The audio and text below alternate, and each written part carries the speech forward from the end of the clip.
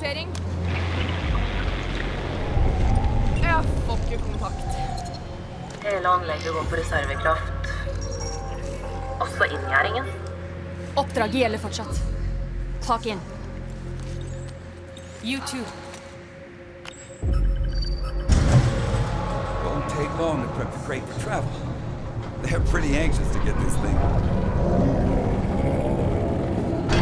Stateside. Maybe I go first, Tuffen. You know, just in case.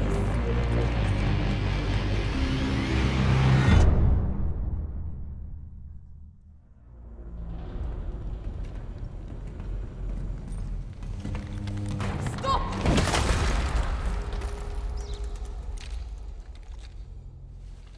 You okay? Yeah. I just don't like rats.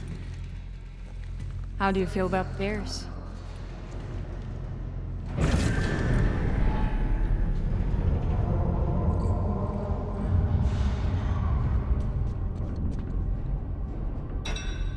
Og nå har vi mistet reservekrafta. Hva i helsinken skjer der nede? Focus. And you, stay close.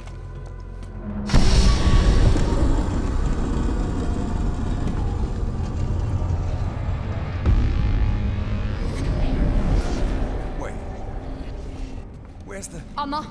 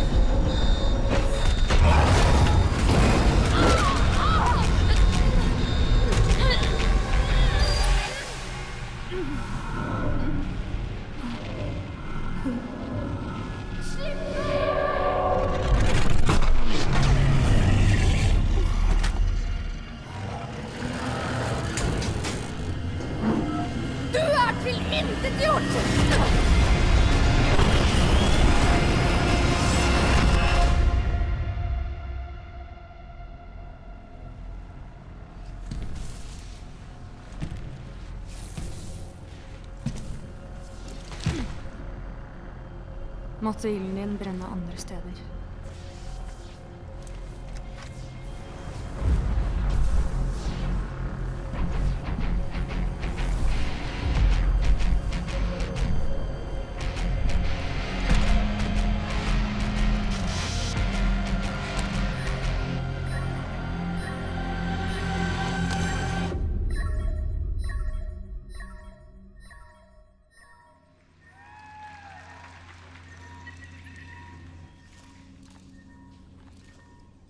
Did you adjust the spool capacity? Yes, it is exactly to your specifications. Perfect. You two really need to get along. You don't know what they're capable of. When do we leave?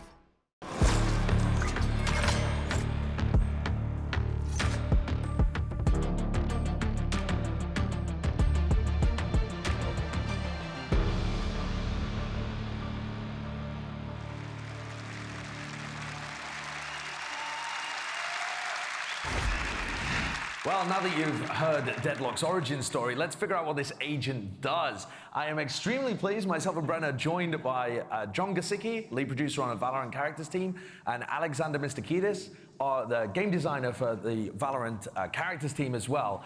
I want to start off, John, this agent is very different to the Sentinels that you might be expecting. Can you tell me a little bit about why we've even got a Sentinel and what kind of niche she fills? Yeah. So overall, we're always trying to make sure that we're like balancing the roles and the different play styles in the game so that long-term there's a healthy ecosystem. And we felt that there was a need for a Sentinel coming up. I know that there's been a lot of comments about that for a while now. I think for like the past 2 agents, I've seen like Sentinel win. So, you know, it's nice to make those players happy. But something we've noticed is that a lot of our Sentinels require a lot of setup. You know, you've got your like small window before the round starts where you're like running around your area, setting everything up, and be like super stressful, anxiety ridden, and then no one shows up on your site. No one shows up on your location. You get like a little sad and you're like, all right, let me take down my stuff. Let me move on over here. And so we wanted to create a Sentinel that is more about reacting to the situation at hand. How do you stall on the fly? How do you prepare yourself in a certain position to be able to take advantage of enemies that are slowed down in some way? Okay, well, I want to dive into the abilities as well and really get to see the gameplay of Deadlock as well unleashed. I believe the first ability is Grab Net as well. It's like the lobbable grenade that really can, you know, like you said, be used reactionary, grabbing people. Can you explain a little bit more for me as well? Yeah, absolutely. So GrabNet is this tool that's really good at stalling rushes or throwing at areas where you have information on where enemies are.